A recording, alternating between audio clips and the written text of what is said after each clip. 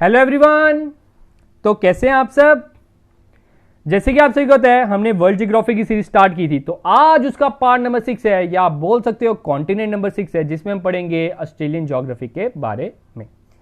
आप एक तरह से मान सकते हो कि आज आपकी वर्ल्ड ज्योग्राफी खत्म हो जाएगी। उसका लास्ट पार्ट है जो आपका 7th कॉन्टिनेंट रहता है, उसके कुछ इंपॉर्टेंट फीचर्स नहीं है, तो कुछ भी अगर कुछ रेलिवेंट इंफॉर्मेशन होगी उसके रिलेटेड तो मैं वो आपको आने वाली लेक्चर्स में बता दूंगा। तो एक तरह से आप मान सकते हो कि आपके वर्ल्ड ज्योग्राफी खत्म हो रही है, तो बहुत ही जल्द आपका एक नया टॉपिक और साथ में जेकेपीएससी का सिलेबस हम स्टार्ट करेंगे। तो ये आपका आता है world geography, that is continent number 6, that is Australia.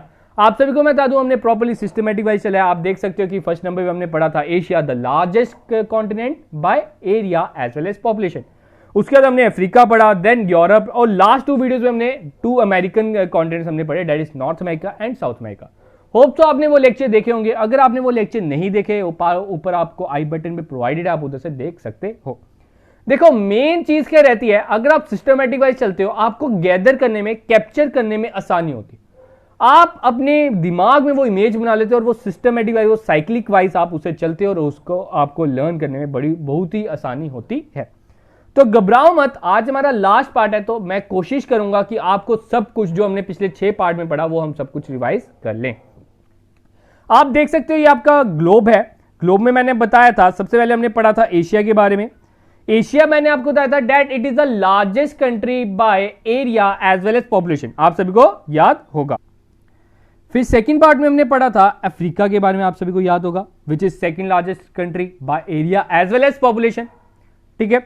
फिर थर्ड नंबर पे हमने पढ़ा था Europe, which is third number in population wise only. ठीक है, अगर हम पॉपुलेशन वाइज करें तो थर्ड नंबर पे है यूरोप।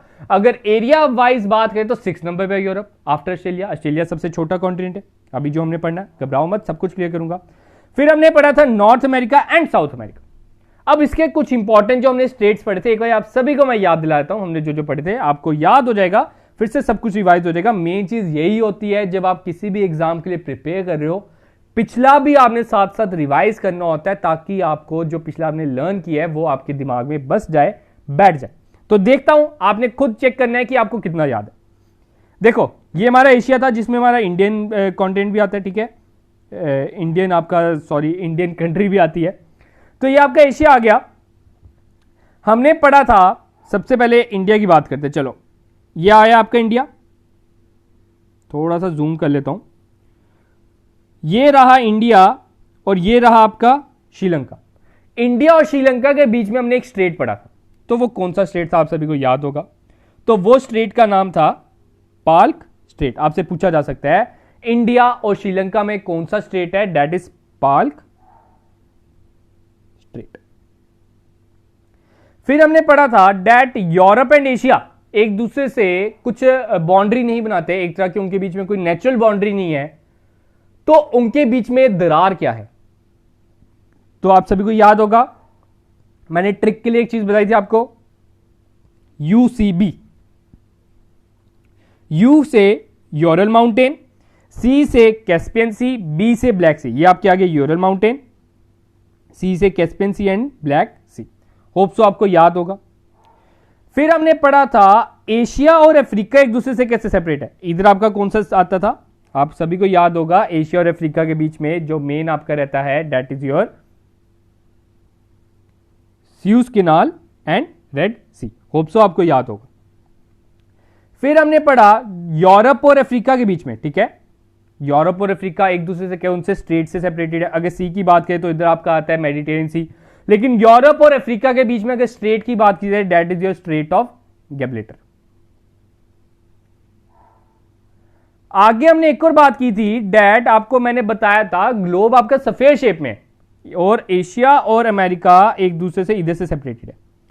ठीक है, एशिया और अमेरिका, नॉर्थ अमेरिका एक दूसरे से इधर सेपरेटेड है।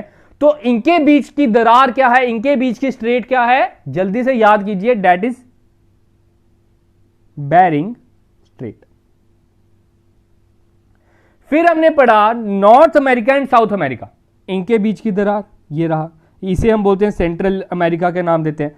सेंट्रल अमेरिका और साउथ अमेरिका के बीच में आपका आता है isthmus of Panama. Hope so याद होगा, ये मैंने आपको कुछ इंपॉर्टेंट स्टेट्स फिर से याद दिला दिए। फिर हमने इसमें पढ़ा आपकी जो डिफरेंट आपकी लेटीट्यूड रहती है, मेन लेटीट्यूड आपका ये इक्वेटर, आपसे पूछा सकता है इक्वेटर कौन से कॉन्टिनेंट से पास होती है। आप देख सकते हो साउथ अमेरिका से पास हुई, अफ्रीका से पास हुई, फिर एशिया के भी कुछ पार्ट से आप पास हो रही है। फिर हमने पढ़ा आपके इक्वेटर के ऊपर आपका होता है ट्रॉपिक ऑफ कैंसर, जो इंडिया से भी पास ऑन होती है, इंडिया को 2 इक्वल पार्ट्स में बांटती है। नीचे आपका आता है ट्रॉपिक ऑफ कैप्रिकॉर्न। इधर आपका आ गया एटलांटिक कोश, आपका एटलांटिक आपका सर्कल हो गया। And the first one is Arctic circle. Hope so याद होगा। फिर हमने कुछ गल्फ के बारे में पढ़ा था, आपको याद होगा। इधर आपकी जो नॉर्थ में गई थी 3 मेन कंट्री में डिवाइडेड है, that is Canada, USA and Mexico. 3 जो मेन कंट्री है इसकी, इस गल्फ को क्या बोलते हैं, गल्फ ऑफ मैक्सिको, ठीक है। और इधर आपका आ गया गल्फ ऑफ फ्लोरिडा। अब हम बात करते हैं जो आज का हमारा मेन टॉपिक है, ऑस्ट्रेलिया, ठीक है। सबसे पहले जब आप ऑस्ट्रेलिया पढ़ रहे हो ना, आपको सबसे पहले पता होना चाहिए what is Australia and Oceania. इन दोनों में डिफरेंस क्या है, क्या अंतर है इन दोनों में, ऑस्ट्रेलिया और ओशिनिया, क्या दोनों सेम है? अगर सेम है तो नाम क्यों अलग अलग है? तो ध्यान से सुनना मैं क्या बता रहा हूं। देखो, अब जो इसमें कॉन्टिनेंट है उसे नाम दिया गया ऑस्ट्रेलिया। ऑस्ट्रेलिया के आसपास मैं बता दूं बड़े ज्यादा छोटे छोटे कॉन्टिनेंट्स हैं। इधर आप देख सकते हो ग्रीन पोर्शन, ये ऑस्ट्रेलिया आ गया, ये न्यूजीलैंड आ गया, the world champion, test champion आप कह सकते हो न्यूजीलैंड। फिर आपका इधर आपके इधर न्यू गिनी आ गए, छोटे छोटे बहुत से इधर ना आपके आइलैंड पाए जाएंगे। जब इन आइलैंड्स को हम कलेक्टिवली बात करते हैं, इनको अगर हम ऑस्ट्रेलिया के साथ पढ़ते हैं तो ये कहलाते हैं ओशिनिया। लेकिन अगर हम ऑस्ट्रेलिया एज ए कंट्री या एज ए कॉन्टिनेंट बात करें तो इसे हम बोलते हैं ये वाला पोर्शन सिर्फ है आपका है ऑस्ट्रेलिया, हॉर्न शेप में आप देख सकते हो, ये एक हॉर्न की शेप में है। ये रहा आपका ऑस्ट्रेलिया। आप सभी को होता होगा, जिसे आप कंगारू के नाम से भी जानते हो, प्यारा नाम कंगारू आप इसे बोलते हो, ओजीज बोलते हो आप, ठीक है। इसकी हम कुछ ज्योग्राफी के बारे में पढ़ेंगे, तो ज्योग्राफी से आगे बढ़ने से पहले मैं आपको इसके भी कुछ इंपॉर्टेंट स्टेट्स बताता हूं, ध्यान से पढ़ना। देखो, मैं मैप के जरिए इसलिए समझाता हूं, इससे क्या होता है आपको याद रहेगा। विजुअलाइजेशन का यही फायदा है, आप देखोगे तो समझोगे, ठीक है। तो देखिए ऑस्ट्रेलिया ये आपका आया, ये आपका है न्यूजीलैंड। न्यूजीलैंड भी 2 पार्ट में डिवाइडेड, नॉर्थ न्यूजीलैंड आप कह सकते हो और एक साउथ न्यूजीलैंड। उनके बीच में एक स्ट्रेट आता है, ठीक है। आपसे पूछा जा सकता है न्यूजीलैंड, ऑब्वियसली बात है न्यूजीलैंड अभी चर्चों में है, क्या आता है एग्जाम में आ जाए, तो नॉर्थ न्यूजीलैंड और साउथ न्यूजीलैंड के बीच की दरार क्या है, कौन सा स्ट्रेट है, तो आपने बताना है। इधर एक स्ट्रेट आता है, that is straight of cook. Cook खाना बनाना, ठीक है, आप ऐसे याद सकते हो, ठीक है, कुक। फिर आता है ये ऑस्ट्रेलिया पोर्शन आया, आप देख सकते हो। ऑस्ट्रेलिया के नीचे आता है तस्मेनिया, ये थोड़ा सा जूम कर देता हूं और क्लियर हो जाएगा। ऑस्ट्रेलिया के नीचे ही आ जाता है तस्मेनिया, इसके बीच में एक स्ट्रेट आता है, इसका नाम है बास स्ट्रेट, ठीक है। डीजे में होता है ना बास, आपके जो लाउड स्पीकर्स में बास होता है, बास बढ़ा दी जाए एंड सो ऑन, ठीक है, उससे आप याद रख सकते हो। थर्ड आपका आता है, ये आपका है ऑस्ट्रेलिया, और इधर आता है पेपुआ एंड गिनी, न्यू गिनी। उनके बीच में आपका ये स्ट्रेट आ गया, और इस स्ट्रेट को हम बोलते हैं टॉरस। स्पेलिंग देख लेना अगर ठीक है, मेरे हिसाब से तो ठीक है, टॉरस स्ट्रेट, ठीक है। ये 3 मेन स्ट्रेट है, आपसे पूछे जा सकते हैं कि ये स्ट्रेट कहां पे लाई करते हैं, आपने इनका आंसर ये बता देना है। फिर बात होती है हमारा ये कॉन्टिनेंट नंबर 6 है, तो इसका रैंक क्या होगा अकॉर्डिंग टू पॉपुलेशन। अगर हम पॉपुलेशन की वाइज बात करें तो पॉपुलेशन वाइज इसका रैंक क्या है, 6 नंबर, ठीक है, 6 नंबर तो इसका रैंक है। अगर हम बात करें साइज वाइज इसका कॉन्टिनेंट नंबर क्या है, तो कॉन्टिनेंट नंबर इसका साइज आ जाता है 7। सबसे छोटा कॉन्टिनेंट आपसे पूछा जाए that is Australia. Second last हमने पढ़ा था यूरोप, सबसे छोटा कॉन्टिनेंट कौन सा है, ऑस्ट्रेलिया।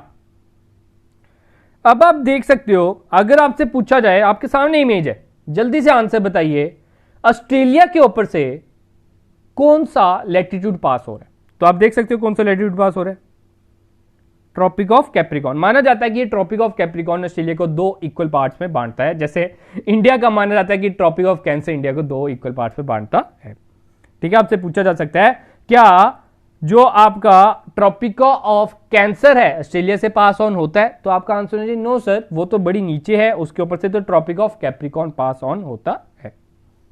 अब इसके आसपास कौन से सी आते हैं आप देख सकते हो। इसके अगर हम वेस्टर्न साइड पे बात करें तो इंडियन ओशन आ जाता है, इधर आपका पैसिफिक ओशन आ जाता है, ठीक है, आपसे पूछा जा सकता है। फिर आपके अगर बात करें कि इंडिया के प्रोस्पेक्ट से ऑस्ट्रेलिया कहां पे लाई करता है, तो ये आपका आता है साउथ ईस्ट डायरेक्शन आ जाती है, ठीक है, ये आप देख सकते हो।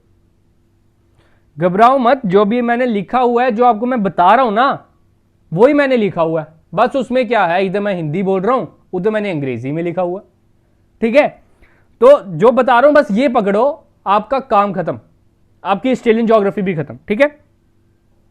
तो चलो आगे बढ़ते हैं, हमने लिखा क्या है, देखो सबसे पहले ओशेनिया। ओशेनिया के बारे में मैं आपको बता चुका हूं, स्कैटर्ड आइलैंड है, Pacific ocean are known as Oceania. It is culturally divided into Australia, New Zealand, Malaysia, Micronesia and Polynesia. ये देखो इधर से भी एक क्वेश्चन आपका बन सकता है, आपसे पूछा जा सकता है जो ओशेनिया है, ठीक है, ओशेनिया को भी इन्होंने आगे क्या किया, डिवाइड कर दिया। पहला ऑस्ट्रेलिया, ऑस्ट्रेलिया जो सबसे बड़ी, एक तरह से मान सकते हो कि उधर सबसे बड़ी जगह ऑस्ट्रेलिया ने हड़पी है। फिर उसके बाद न्यूजीलैंड, न्यूजीलैंड मैंने आपको नीचे बता दिया, 2 आइलैंड है आपके। न्यूजीलैंड के बाद आपका आता है, इन्होंने बांटा हुआ मेलानेशिया, ठीक है, मेले से नाम ले सकते हो, माइक्रोनेशिया एंड पॉलिनेशिया। आपको दिखा देता हूं इन्होंने क्या किया है, देखो ये पोर्शन आपका आ गया, थोड़ा सा जूम आउट कर देता हूं, ये हाँ ये ठीक है, ये पोर्शन आपका आ गया ऑस्ट्रेलिया। फिर ये जो नीचे वाला है इसे इन्होंने पोर्शन दे दिया New Zealand, this one is Melanesia, ठीक है, इधर आपका पेपुआ एंड गिनिया आ गया। फिर ऊपर वाले थोड़े से जो छोटे छोटे हैं कॉन्टिनेंट, इसलिए इसे नाम दे दिया माइक्रो, ठीक है, माइक्रो से नाम दे सकते हो माइक्रोनेशिया। और इधर आपका ये आ गया पॉलिनेशिया। तो कितने पार्ट्स में ओशेनिया को बांटा गया है, 1 2 3 4 एंड 5। होप सो क्लियर होगा। अब आपको पता चल गया होगा कि ओशेनिया और ऑस्ट्रेलिया में क्या डिफरेंस है। आगे बढ़ते हैं,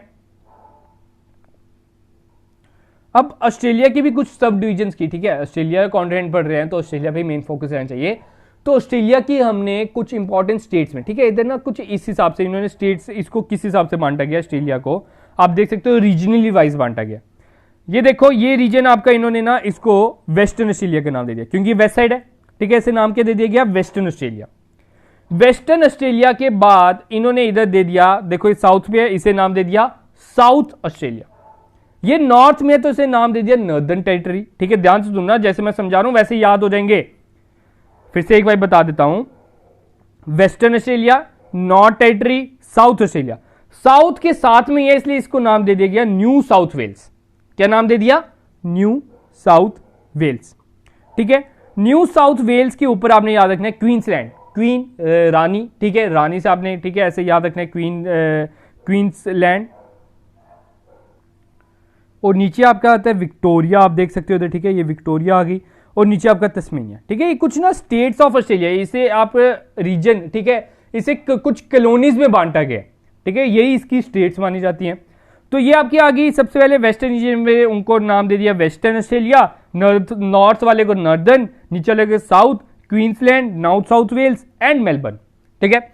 अब इनकी कुछ कैपिटल्स है, ठीक है, कैपिटल्स भी देखो, कैपिटल भी साथ ही दी है। क्वींसलैंड की आपकी आती है ब्रिस्बेन, जो तो क्रिकेट के प्रेमी है उन सभी को इनके नाम याद आएंगे, मैं गारंटी देता हूं। आप सभी को पता होगा ऑस्ट्रेलिया में जब मैच होते हैं तो ब्रिस्बेन याद होगा, सिडनी, ठीक है, सिडनी पे गाना भी है। फिर आपका आता है पर्थ, ठीक है, पर्थ स्कॉचर्स, ठीक है। तो ये आपका आ गया Adelaide, this one is Melbourne. फिर आपका नॉर्थ टेरिटरी का डार्विन, ठीक है। ये आपने कुछ इसकी इंपॉर्टेंट स्टेट्स है, ये भी याद रखनी है क्योंकि कम ही है, आप याद रख सकते हो कि क्वींसलैंड की आ गई Brisbane, Melbourne, Victoria, queen, Victoria ऐसे याद सकते हो, ठीक है। फिर आपकी आ गई न्यू साउथ वेल्स की आपकी सिडनी आ गई, और कैनबेरा होगी ऑस्ट्रेलिया की, ठीक है। ऑस्ट्रेलिया एज ए कंट्री की अगर बात करें, ऑस्ट्रेलिया एज ए कंट्री की बात करें तो उसकी कैपिटल है कैनबेरा। तो वेस्टर्न ऑस्ट्रेलिया की पर्थ आ गई, साउथ ऑस्ट्रेलिया की एडिलेड आ गई, और नॉर्थ टेरिटरी की आपकी डार्विन। फिर नीचे तस्मेनिया आता है, तस्मेनिया की आपकी हॉबर्ट आ जाती है, ठीक है। अब आप देख सकते हो इसके आसपास हर जगह पानी है, तो ये क्या हुआ, आइलैंड हुआ। तो कुछ लोगों का मानना है, ठीक है, कुछ लोगों का मानना है it is the largest island, लेकिन मैंने आपको बताया था that Greenland is the largest island. तो क्या मैंने गलत बताया था, नहीं, ठीक है, ध्यान से सुनना। कुछ आइलैंड और कंट्री में डिफरेंस होते हैं। कंट्री हम उसको प्रेफर करते हैं। देखो उन्होंने जो जियोलॉजिस्ट है उन्होंने क्या निकाली, उन्होंने बताई है, कोई डेफिनेशंस बताई है जियोलॉजिस्ट ने कि जो कंट्री है उधर कुछ specific amount of person as a population होनी चाहिए। तो उस कारण हम ऑस्ट्रेलिया को कंट्री एज ए कॉन्टिनेंट मानते हैं, क्योंकि द पॉपुलेशन अच्छी खासी है, कोई कम नहीं है। तो और अगर आपसे पूछा जाए विच इज द लार्जेस्ट आइलैंड, तो ग्रीनलैंड ही आना चाहिए। अगर ऑस्ट्रेलिया भी साथ ऑप्शन है तो आप तब ऑस्ट्रेलिया को कर सकते हो प्रेफर, ठीक है, क्योंकि ऑस्ट्रेलिया ग्रीनलैंड से भी बड़ा है। आगे बढ़ते हैं, हम लिखा क्या है, ठीक है। होप सो आपको अब कहानी पता चल गई होगी, आपके दिमाग में छप गया होगा कि ऑस्ट्रेलिया में है क्या, ऑस्ट्रेलिया आप घूम फिर के आ चुके हो। अब पढ़ लेते हैं कुछ। Australia is the 6th largest country in the world, मैंने आपको बता दिया विद रेफरेंस टू पॉपुलेशन, ठीक है, द पॉपुलेशन भी लिख लो। Australia is a island country in the southern hemisphere, कौन से हेमिस्फीयर में, मैंने आपको बताना भूल गया, कौन से हेमिस्फीयर में लाई कर रहा है, सदर्न हेमिस्फीयर, इक्वेटर इसके ऊपर है, तो आपसे पूछा जा सकता है कौन से हेमिस्फीयर में, तो आपने बताना है सदर्न हेमिस्फीयर में, एंड बिलोंग्स टू ओशिनिया या Australia. Australia, Oceania is the smallest continent of the 7 continent, and although some consider Australia is the largest island in the world, जो मैं आपको कि कुछ लोगों का मानना है that Australia is the largest island in the world. Australia is commonly referred to as a country as well as continent, उसे country और continent दोनों इकट्ठे ही माना जाता है। And Greenland is the biggest island in the world, मैंने bracket में लिख दिया है। ग्रीनलैंड की अगर बात करें तो वो लार्जेस्ट कॉन्टिनेंट है, बिगेस्ट कॉन्टिनेंट है वर्ल्ड में, लेकिन अगर ऑस्ट्रेलिया भी साथ हो तो ऑस्ट्रेलिया ज्यादा प्रेफरेबल है। कैपिटल आपकी आ जाती है कैनबेरा, जो मैं आपको ऑस्ट्रेलिया की बता चुका हूं, अगर ऑस्ट्रेलिया की पूछा है तो कैनबेरा है, आप इधर मैप में भी देख सकते हो। फिर बात होती है Australia is A continent and an island located in Oceania between the Indian ocean and south Pacific ocean. तो आपसे पूछा जाए तो ऑस्ट्रेलिया कहां पे लाई करता है, मैं आपको ऊपर बता चुका हूं। या अगर आपका ऑस्ट्रेलिया है, इधर आपका क्या आ जाएगा इंडियन ओशन और इधर आपका आ जाएगा पैसिफिक ओशन, तो ये पैसिफिक ओशन का कौन सा, साउथ रीजन। तो आपसे पूछा जाए कि ऑस्ट्रेलिया जो है कौन से ओशंस के बीच में लाई करता है, तो इधर आपका आ जाएगा इंडियन ओशन और इधर आपका आ जाएगा साउथ पैसिफिक ओशन, उन दोनों के बीच में बेचारा बैठा हुआ है। अब कौन सा लैटिट्यूड इधर से पास होता है वो भी मैं बता चुका हूं, ट्रॉपिक ऑफ कैप्रिकॉर्न। अब बोलता है the highest mountain of Australia, अगर पूछा जाए ऑस्ट्रेलिया, ध्यान से सुनना जो मैं बता रहा हूं, ऑस्ट्रेलिया का हाईएस्ट माउंटेन क्या है, तो माउंट कॉस्किस्को, ठीक है। अगर बात करें ओशियानो का, ठीक है, ओशियानियो का अगर हाईएस्ट माउंटेन बात करें तो माउंट कुक, ठीक है, वो न्यूजीलैंड में। अब ये जो माउंट कुसेको है ये ग्रेट डिवाइडिंग रेंज में पाया जाता है। ग्रेट डिवाइडिंग रेंज मैं बता दूं इसके वेस्ट आपके ईस्टर्न पार्ट में इधर आपका आ जाता है ग्रेट डिवाइडिंग रेंज, ठीक है। तो अगर इधर मैं बताऊं इधर पहाड़ है, ठीक है, अगर इधर पहाड़ है तो ज्यादातर नदियां कहां से बहेंगी, इधर से बहेंगी, ठीक है, क्योंकि वो चढ़ाई से ढलाई की ओर आती है नदियां। तो आपसे पूछा जा सकता है कि आपकी मैक्सिमम रिवर जो ऑस्ट्रेलिया की है कहां से फ्लो करती हैं, ईस्ट से लेकर वेस्ट तक, क्योंकि इसका जो ग्रेट डिवाइडिंग रेंज है इस रीजन में पाया जाता है। आगे बढ़ते हैं, आगे क्या लिखा मैंने, the great dividing range is the longest mountain range in Australia, वो मैं आपको बता चुका हूं। And Uluru previously referred to as Ayers rock is located in the centre of the country and is the largest alone. देखो important point है, exam में पूछा जाता है। एक ना उलुरू है इधर, इसे हम आईएस रॉक भी बोलते थे पहले, is located in the centre of the country and is the largest alone standing rock in the world, ठीक है। अब एक इमेज दिखाता हूं जिससे आपको क्लियर हो जाएगा, ठीक है। ये एक लार्जेस्ट अलोन, ठीक है, ये एक रॉक की तरह से खड़ा है, ठीक है, ये ऑस्ट्रेलिया में पाया जाता है। इट इज आपसे पूछा जा सकता है which is the world's largest rock, largest alone standing rock in the world, तो आपने बताना उलेरू, उसे हम आईए रॉक के नाम से भी जानते हैं। फिर अगला वो बोलता है the longest river of Australia, ठीक है, ऑस्ट्रेलिया की अगर लॉन्गेस्ट रिवर की बात करें दैट इज मोरिया रिवर, ठीक है, ये भी आपकी उधर से ही ओरिजिनेट होती है, आपकी जो हमने ऊपर आपको रेंज बताई ग्रेट डिवाइडिंग रेंज। अब उधर से तो होती है, उधर से एक और इंपॉर्टेंट आपकी पास ऑन होती है दैट इज डार्लिंग रिवर, ठीक है, डार्लिंग से आप जा सकते हो, ठीक है। तो डार्लिंग एंड मोरिया रिवर आपकी ये दो रिवर हैं जो इधर से ओरिजिनेट होती है, आपने ये इंपॉर्टेंट याद रखनी है। जैसे इंडिया की इंपॉर्टेंट आपकी आ जाती है गंगा है ब्रह्मपुत्रा, वैसे ही इधर की आपकी आती है मोरिया एंड डार्लिंग। अब अगला point most important, great barrier reef in eastern Australia, ठीक है, ईस्टर्न रीजन में ना इधर ग्रेट बैरियर रीफ है, इधर ग्रेट बैरियर रीफ आपका आता है इधर ये वाला रीजन, ठीक है।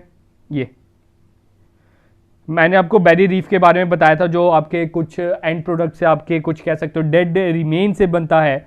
तो इधर आपका बिगेस्ट कोरल रीफ सिस्टम पाया जाता है। आपसे पूछा जाए तो कहां पे है, आपने बताना it is in eastern Australia, Australia के ईस्टर्न पार्ट में, that is great barrier reef. The reef consists of more than 3,000 reefs, 900 islands, the barrier reef is home to over 350 species of corals and 1500 species of fish. अगर बात करें तो ये barrier में आपके 350 species of coral भी पाए जाते हैं, 1500 स्पीशीज ऑफ फिश भी पाई जाती है। उस कारण ये बहुत ही इंपॉर्टेंट बन जाती है। तो ग्रेट बैरियर रीफ आपको मैं बता दूं, ये बहुत ही इंपॉर्टेंट स्ट्रक्चर आपका रहता है, बहुत ही इंपॉर्टेंट फीचर रहता है ऑस्ट्रेलिया का। आपसे पूछा जा सकता है कि ये कौन से रीजन में है, तो आपने बताना है ये ईस्टर्न ऑस्ट्रेलियन रीजन में है, इस तरफ। नेक्स्ट बोलते हैं Australia largest desert is Great Victoria, ठीक है, क्वीन विक्टोरिया से नाम सकते हो, which covers most of western Australia and South Australia का पार्ट। तो इसका लार्जेस्ट डेजर्ट की बात करें तो मैंने इसमें मैक्सिमम बड़े ज्यादा डेजर्ट डाले हैं, वो भी हम याद करेंगे। तो इसमें लार्जेस्ट डेजर्ट की अगर हम बात करें तो लार्जेस्ट डेजर्ट इसमें आता है ग्रेट विक्टोरिया बेसिन, ठीक है। और इधर आपका ये कौन सा ज्यादातर पार्ट इसने वेस्टर्न ऑस्ट्रेलिया और साउथ ऑस्ट्रेलिया का कवर किया हुआ है। अब इसकी मोस्ट पॉपुलस, जब मैंने आपको हर एक कंटेंट में मोस्ट पॉपुलस, मोस्ट आपकी सबसे बिगेस्ट स्टेट के बारे में बताया, तो इसमें हम बात करते हैं। अगर मोस्ट पॉपुलस की बात की जाए तो न्यू साउथ वेल्स है, लेकिन अगर हम बात करें स्टेट की तो वेस्टर्न ऑस्ट्रेलिया। आप ऊपर मैप से पहचान सकते हो, बताने की जरूरत नहीं है सबसे ज्यादा किसने जगह मली हुई है, वेस्टर्न ऑस्ट्रेलिया ने। अब ये रहा आपके सामने मैप, आप देख सकते हो एक बार फिर से, ठीक है। ये इधर स्ट्रेट मैंने बता दिया, आपने इसको ड्रॉ कर लेना है। इधर बास स्ट्रेट है, इधर कुक स्ट्रेट है, इधर टॉरस स्ट्रेट है। आप देख सकते हो ऑस्ट्रेलिया की जो डिवीजन की इन्होंने की हुई है। ये जो मेन चीजें होती है ना, ये आपने याद रखनी होती हैं। ये मैंने नीचे लिख भी दिया, वो आप पढ़ सकते हो एक बार। अब बात करते हैं इसके कुछ फिजिकल फीचर्स, ठीक है। ऑस्ट्रेलिया में क्या फिजिकल फीचर्स रहते हैं, तो इसके कुछ फिजिकल फीचर्स रहते हैं। एक वेस्टर्न ऑस्ट्रेलियन शील्ड, आप देख सकते हो वेस्टर्न साइड पे इसने ज्यादातर पार्ट कवर किया हुआ है, ये एक शील्ड का काम करती है। आगे आता है आपका ग्रेट ऑस्ट्रेलियन बेसिन, जहां से आपकी ज्यादातर रिवर पास ऑन होती है। आप ये येलोइश पोर्शन मान सकते हो, इधर से ये है, क्योंकि मैंने आपको बताया इधर आपका ग्रेट डिवाइडिंग आ जाता है, ग्रेट डिवाइडिंग रेंज आ जाती है। तो मैक्सिमम रिवर्स इधर से ही पास ऑन होती है, तो इधर का थोड़ा सा रीजन जो है थोड़ा सा बेसिन टाइप बनाता है। ईस्टर्न अपलैंड्स, ठीक है। अब ईस्टर्न अपलैंड्स आपका ये ग्रीनिश पोर्शन आ जाता है।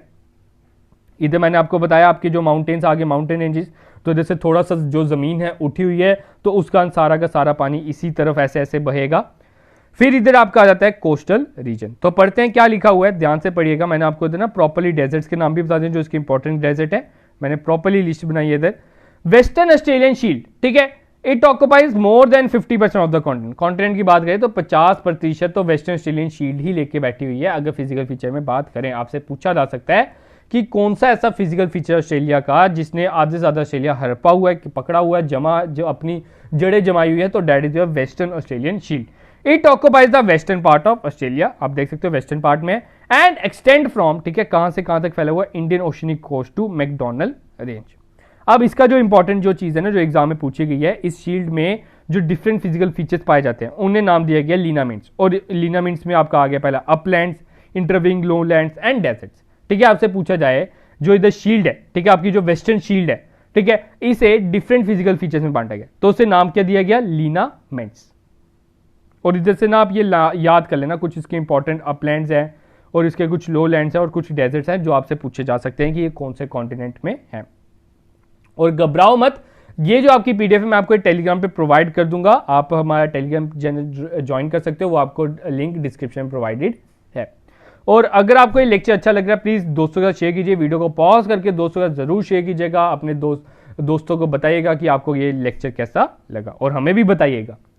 आगे बात करते हैं ग्रेट आर्टिसन बेसिन, ठीक है, ग्रेट आर्टिसन बेसिन की हम बात करते हैं। तो it is the largest artesian basin, इधर सबसे ज्यादा आपका आर्टिसन लार्जेस्ट आर्टिसन बेसिन कौन सा है आपसे पूछा जा सकता है, तो आपने बताना है it is in Australia, that is great Artesian basin, जो आपका इधर पाया जाएगा। ये येलोइश पोर्शन पा सकते हो, इधर आपका थोड़ी सी फर्टाइल लैंड है, इधर से आपका जो बेसिन है कुछ इंपॉर्टेंट रिवर से बना हुआ, आपकी मैंने आपको बताया, इधर से आपकी जो दो main river, Murray river and Darling river. Extend from, ठीक है, इधर क्या लिखा है, एक्सटेंड फ्रॉम कारपेंटर या gulf in the north to the Murray basin in the New South Wales. It includes 3 basin, Carpentaria basin, Eyre basin and Murray Darling basin. तो आपने ये तीन चीज याद रखने हैं। इनमें 3 main basin, Murray Darling basin मैंने आपको बताया मोस्ट इंपॉर्टेंट है, and Eyre basin and Carpentaria basin, इसमें 3 पार्ट में से डिवाइड किया गया है। अगला पार्ट आता है ईस्टर्न अपलैंड, ठीक है, जिधर आपका मेन आपका रहता है जो आपका